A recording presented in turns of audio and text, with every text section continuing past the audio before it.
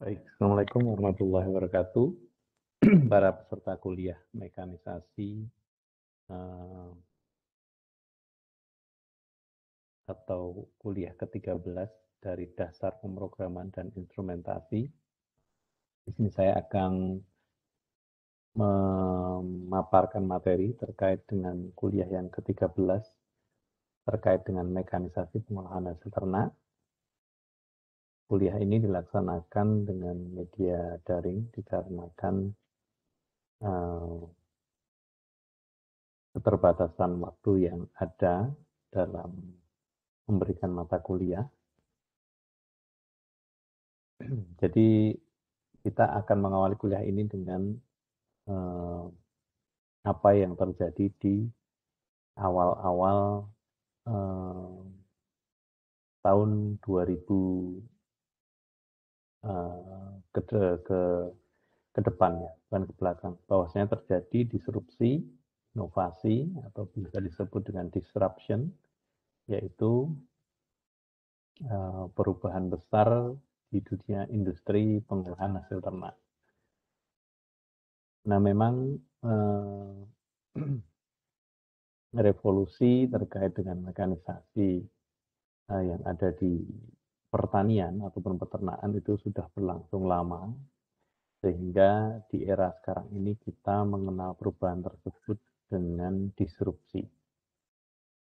Nah, di kuliah ke-13 ini saya akan menyampaikan terkait dengan bagaimana mekanisasi ini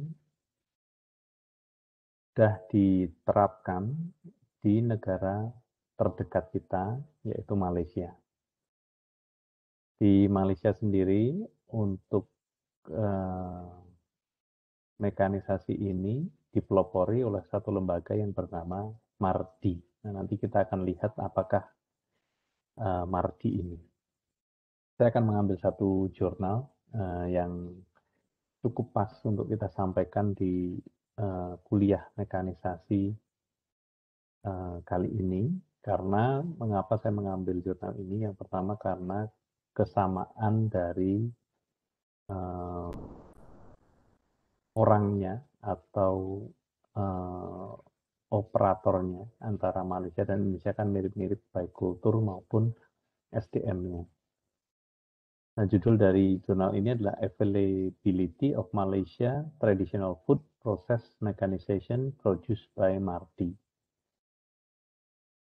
Jurnal ini menarik karena pertama kita akan membahas terkait dengan apa itu mekanisasi. Jadi mekanisasi disebutkan sebagai the process of starting to use machine.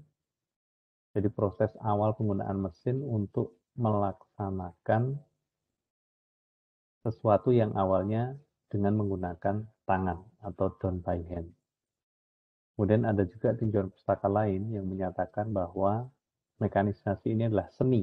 Jadi lebih kepada seni menggunakan mesin untuk membantu produksi, menyelesaikan tugas, dan juga untuk mengurangi kelelahan atau fatigue dari SDM yang menggunakan mesin atau menggunakan alat yang konvensional dengan tujuan pastinya untuk memproduksi produk yang lebih baik. Nah, kenapa menjadi penting mekanisasi ini atau biasanya mekanisasi ini disertai dengan otomasi. Jadi mekanisasi dan otomasi itu sekarang ini sudah susah dipisahkan karena memang semakin berkembang dari revolusi mesin yang ada. Jadi mekanisasi dan otomasi adalah teknologi yang mampu untuk melit atau membawa satu negara ini maju terutama di sektor agro. Karena bahasan kita di sini adalah peternakan, sehingga peternakan notabene menjadi bagian dari pertanian itu sendiri. Tujuan yang utama dari mekanisasi ini adalah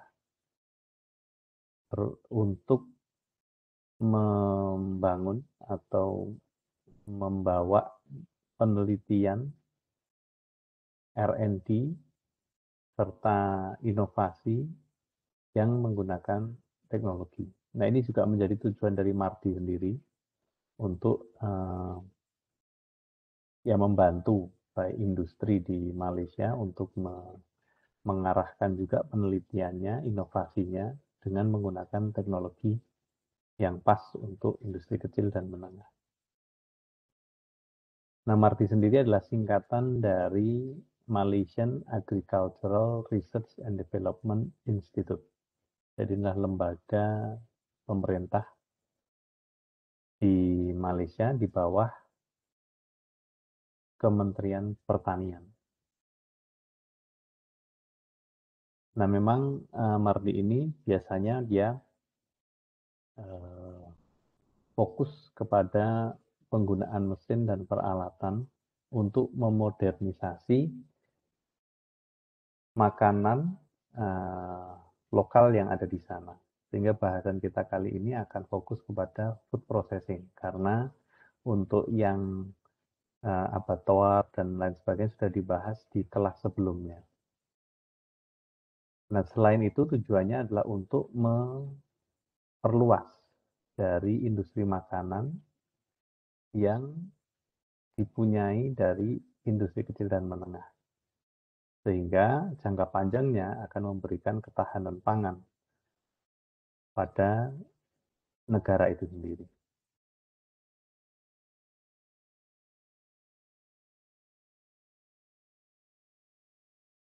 Nah, penggunaan mekanisasi di Malaysia ini secara keseluruhan memang ditujukan untuk meningkatkan produktivitas.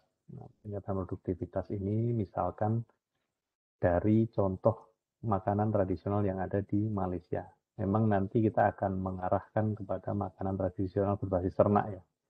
Tapi secara keseluruhan Marti ini kan lebih kepada agriculture. Jadi karena kita ini bagian dari pertanian juga, maka agak susah untuk dipisahkan dari tujuan umum, yaitu meningkatkan produktivitas pertanian.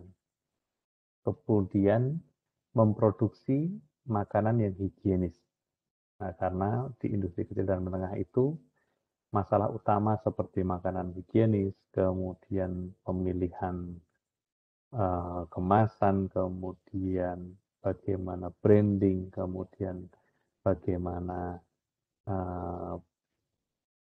standar pemasakan produk ini saja biasanya menjadi masalah utama yang perlu dibenahi. Kemudian meningkatkan kualitas makanan dan juga konsistensi. Sebagai contoh, misalkan kita membuat produk nugget dari industri rumahan, biasanya bentuknya itu dia tidak akan konsisten.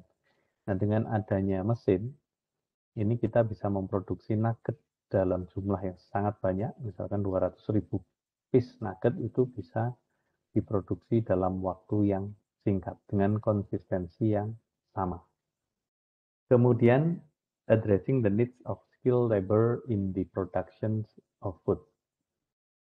Jadi ini juga membantu untuk apa? Mengurangi tenaga kerja.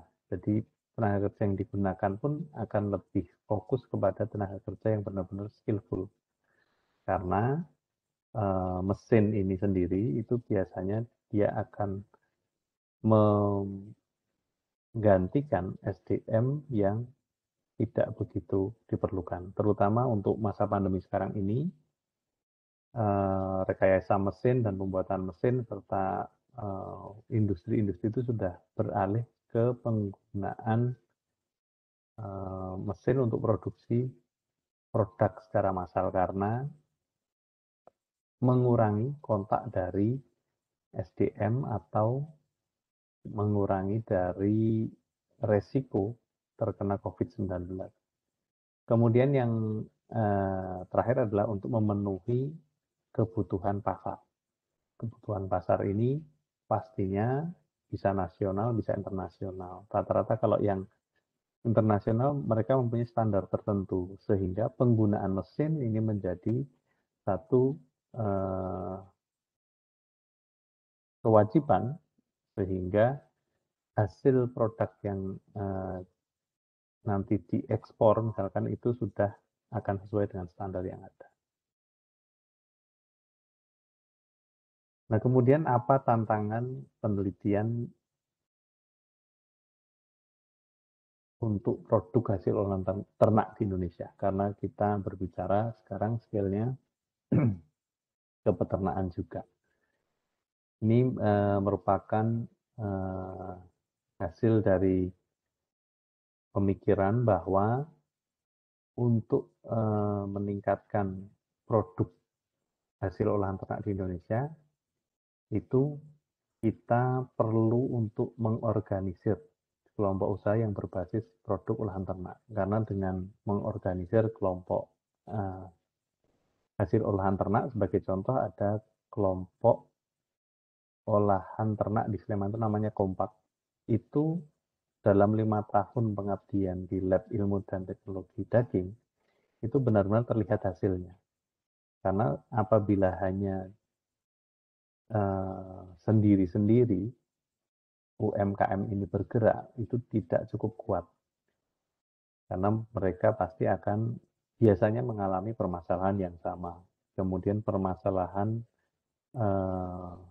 regulasi yang sama. Sehingga dengan mengorganisir kelompok usaha ini itu akan memudahkan dalam meningkatkan produksi maupun untuk memperluas pasar. Kemudian yang kedua, perlu mekanisasi peralatan produksi produk olahan ternak. Jadi ini biasanya industri besar itu fokus kepada produk-produk yang umum dijual di pasar, misalkan sosis, nugget. Sedangkan Indonesia sendiri yang terdiri dari 33 provinsi ya sekarang, dari Sumatera sampai Papua itu punya makanan khas atau produk olahan khas, baik itu produk olahan makanan bukan berbasis ternak atau yang berbasis ternak. Nah, ini perlu peralatan produksi yang khas juga, yang tidak pada umumnya. Misalkan pembuatan sate itu perlu mesin khusus yang bisa memasak sate dalam kapasitas besar serta memiliki standar yang sama. Dan ini biasanya tidak dipunyai oleh industri besar. Kemudian tujuannya adalah untuk memenuhi standar nasional maupun internasional. Standar ini bisa dari kualitas kimia, fisik, sensori maupun mikrobiologi. Misalkan untuk standar mikrobiologi itu produk olahan berbasis daging biasanya harus punya misalkan kandungan bakteri dengan TPC total plate count di bawah 10 pangkat 5. Kemudian mampu untuk mengurangi biaya produksi. Jadi tantangan di industri kecil berbasis olahan ternak sekarang ini adalah biaya produksi yang mahal. Ini bisa disebabkan juga dengan adanya banyak SDM yang bisa digantikan mesin sebenarnya, tetapi masih dilakukan secara massal. Istilahnya kerja bakti di tempat kita. Nah, ini ada positif, ada negatifnya.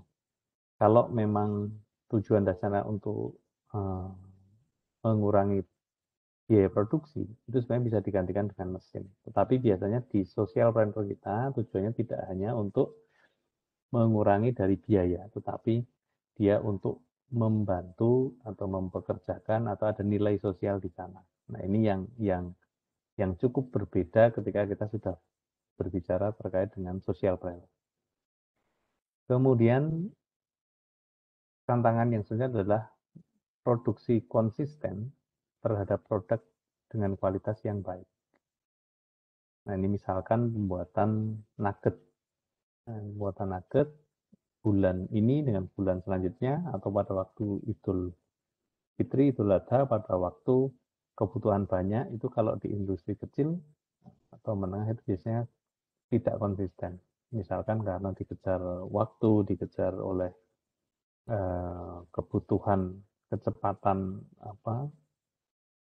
pembelian dari konsumen sehingga hasilnya tidak konsisten. Nah, ini bisa diatasi dengan penggunaan mesin atau mekanisasi. Kemudian juga meningkatkan production rate. Jadi dengan adanya mekanisasi atau penggunaan mesin, maka produksi ini bisa ditingkatkan jumlahnya tanpa perlu menggunakan banyak SDM. Misalkan mesin pembuatan nugget yang seperti di awal tadi, dia bisa beroperasi 24/7 dengan sedikit operator. Nah, bayangkan apabila kita menggunakan SDM, maka itu akan membutuhkan banyak SDM. Selama pagi, siang, sore, sudah harus mengatur jadwal, kemudian kebutuhan makan, dan lain sebagainya itu akan menimbulkan cost yang tinggi juga. Nah, yang nomor 7 ini yang perlu menjadi perhatian dari jurnal yang kita baca dan juga pengamatan di lapangan. Biasanya penggunaan mesin untuk makanan tradisional ini belum dipatenkan. Nah, ini kecenderungannya bila tidak dipatenkan, maka akan mudah ditiru. Sehingga UMKM tadi tidak memiliki nilai lebih atau tidak punya bargaining. Jadi ada satu contoh di industri peternakan, ada satu ide tentang pembuatan kandang portable misalkan. Nah, kandang portable ini laris sekali, laku sekali. Tetapi apabila tidak disupport dengan paten atau hak kekayaan intelektual, itu akan mudah ditiru. Nah, apabila ini sudah ditiru tanpa ada legal hukumnya, kita tidak bisa menuntut apapun karena memang tidak memiliki dasar hukum untuk menuntut mereka. Padahal paten ini kan basisnya adalah cepat-cepatan. Siapa cepat mempatenkan, maka dia yang akan mendapatkan right atau hak untuk ide inovasinya. Nah, ini contoh-contoh saja bahwasanya mekanisasi makanan tradisional di Malaysia itu ada banyak sekali. Jadi ini akan berbeda dengan mesin-mesin industri yang umum yang di pasaran ya. Jadi seperti ini misalkan mesin martabak. Ini produksinya bisa sampai 120 martabak dalam 1 jam. Nah, mesin ini memang harus dibuat khusus karena memang makanan martabak ini biasanya laku di daerah tertentu, menjadi ciri khas dari suatu daerah tertentu, atau juga dia peminatnya itu tertentu pada waktu tertentu misalnya. Sehingga jarang industri besar itu memproduksi mesin-mesin makanan tradisional ini yang kebutuhannya tidak setiap hari misalkan. Ini ada beberapa contoh di belakang seperti penggunaan mesin queuing mesin ya, ini jadi mesin untuk menusuk daging untuk pembuatan sate. Nah, bayangkan kalau pembuatan sate ini masih dibuatkan dengan manual. Bagaimana tidak produktifnya dalam sehari penjual sate itu hanya untuk menusuk satu skewer, bahasanya tusuk itu kan, skewer itu butuh waktu misalkan 5 menit. Kali berapa dalam sehari? Dan apabila menggunakan tenaga manusia, maka sangat tidak efisien, baik dari waktu, kemudian terkadang kesehatan. Kan untuk nusuk sate dengan tangan itu biasanya bahkan melukai tangan. Nah, penggunaan fully automatic sate queuing mesin ini bisa sampai 1.500 produksinya, skewers per hour. Jadi tusukan per jam. Bayangkan per jam 1.500. Jadi kalau dia mau memenuhi negara konteksnya itu bisa diproduksi. Artinya penggunaan mesin ini akan operasi 8 jam, tinggal dikalikan saja 8 kali 1.500.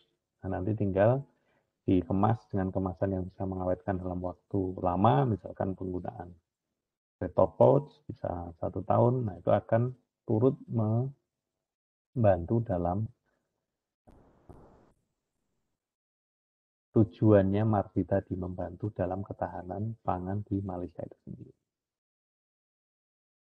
Dan ini ada juga mesin sate grilling atau mesin pemanggang sate.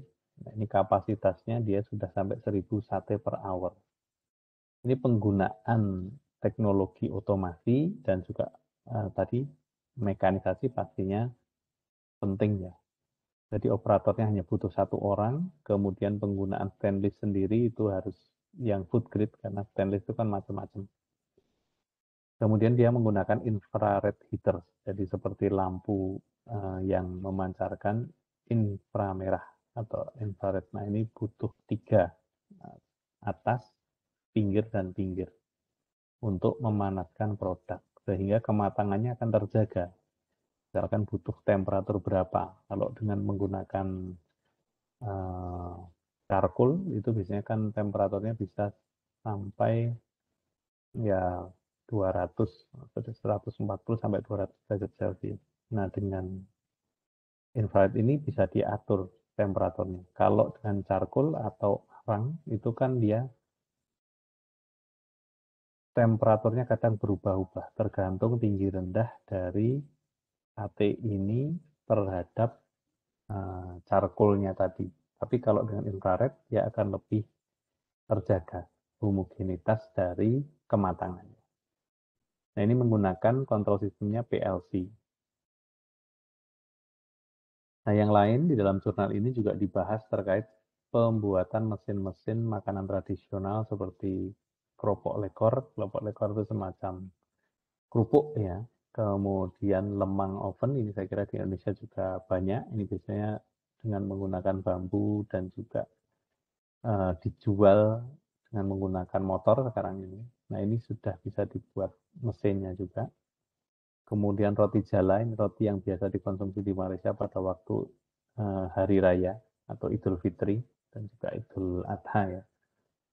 Nah, tipe-tipe makanan yang istilahnya butuh di custom atau butuh didistrokan seperti ini jarang diproduksi industri besar. Maka ini menjadi satu kesempatan bagi industri peternakan untuk memulainya. Dimulai dari mana? Itu nanti kita memulainya dari makanan tradisional mana ini yang paling laris atau yang paling disukai masyarakat Indonesia. Ini contoh lain ada juga kue peneram hentul. Ini poinnya 2 mesin ini antara spring loaded kue cincin mold dan juga kue peneram ini untuk memproduksi cetakan yang sama dari kue peneram maupun kue cincin. Nah, ini dengan menggunakan ini maka tidak perlu berlama-lama menggunakan tangan karena zamannya sudah maju, artinya bahkan ini mesin ini pun boleh dikatakan di revolusi yang awal. Sekarang ini sudah mengarah ke disruption yang melibatkan tidak hanya mesin, tetapi wifi, jaringan, kemudian internet, dan juga sensor. Nah ini sudah semaju itu sekarang ini. Tapi di peternakan sendiri kita masih perlu memulai dari industri pengolahan hasil ternak yang paling laku dulu. Kalau ide kita ya, ide dari kelas ini. Nah, kenapa menjadi penting? Karena kontribusi sektor agro sendiri, agro industri, itu 50% terhadap PDB industri non-migas. Jadi sangat tinggi karena industri agro ini adalah industri pangan, industri yang tidak akan pernah habis selama manusia itu masih makan dan minum, maka industri di agriculture ini akan tetap jalan. Nah ini inisiasi dari peternakan sendiri, Fakultas Peternakan, bagaimana kita sesuai jurnal tadi, di Malaysia sudah dimulai dengan Mardi untuk mulai mengangkat makanan-makanan tradisional berbasis ternak. Nah kita juga sudah mulai dengan membuat prototipe mesin pemanggang sate portable. Ini ada 2 seri, jadi memang yang menginisiasi kami sendiri di lab. Fungsinya adalah bagaimana kita membantu produsen sate itu supaya higienis. Tadi poin yang ada di sana kan higienis. Dengan menggunakan mesin ini, satu dia tidak perlu meluangkan effort untuk membersihkan rumah makan. Karena biasanya sate itu bermasalah dengan asap. Asap yang setiap hari dikeluarkan dari pembakaran sate ini akan mengotori rumah makan. Sehingga itu perlu untuk dibuatkan satu mesin yang dia asapnya bisa diarahkan. Nah, ini contoh prototipe mesin Bang Sate portable pertama ini tujuannya adalah untuk mengarahkan asap supaya tidak berada di dalam rumah makan. Yang kedua, di bawah ini adalah bagaimana abu dari hasil pembakaran itu bisa terkumpul sehingga tidak juga mengganggu konsumen di dalam rumah makan. Termasuk bagaimana bisa membakar sate itu dengan aliran kecepatan udara yang sama, berkisar di 2-8 meter per second, sehingga sate sendiri itu akan matang sempurna tanpa gosong. Nah, itu ide awalnya. Dan saya kira ini konsep original dari Lab Ilmu dan Teknologi Daging, yang mana saya sendiri yang menginisiasi mesin ini. Jangka panjangnya ini saya kira sama purpose-nya dengan Marti tadi. Kita ingin fokus untuk meningkatkan produk hasil ternak dengan mekanisasi, dengan mesin-mesin yang dibuat di peternakan sendiri. Kemudian ini adalah prototipe yang kedua, yaitu prototipe mesin pemanggang sate portable seri 2. Ini lebih advance, yaitu kita menggunakan microcontroller untuk membantu memutar sate secara otomatis sehingga kematangannya akan merata.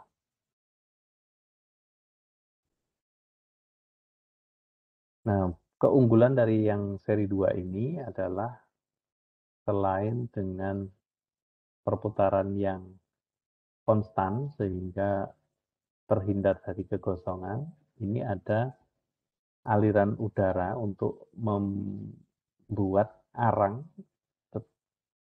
sebagai pemanas ini tetap stabil barangnya. Jadi ini ada di sini ada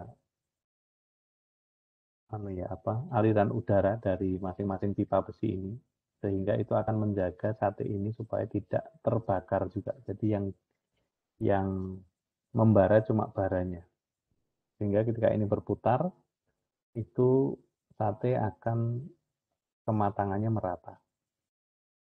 Nah, ini bersifat portable juga karena menggunakan roda, 4 roda sehingga mudah dibawa kemana-mana. Tujuan awalnya adalah untuk membantu rumah makan itu memiliki mesin yang membantu konsumen apabila ingin membakar sendiri produknya, dan juga membantu produsen apabila ingin memproduksi produk sate yang kualitasnya bagus.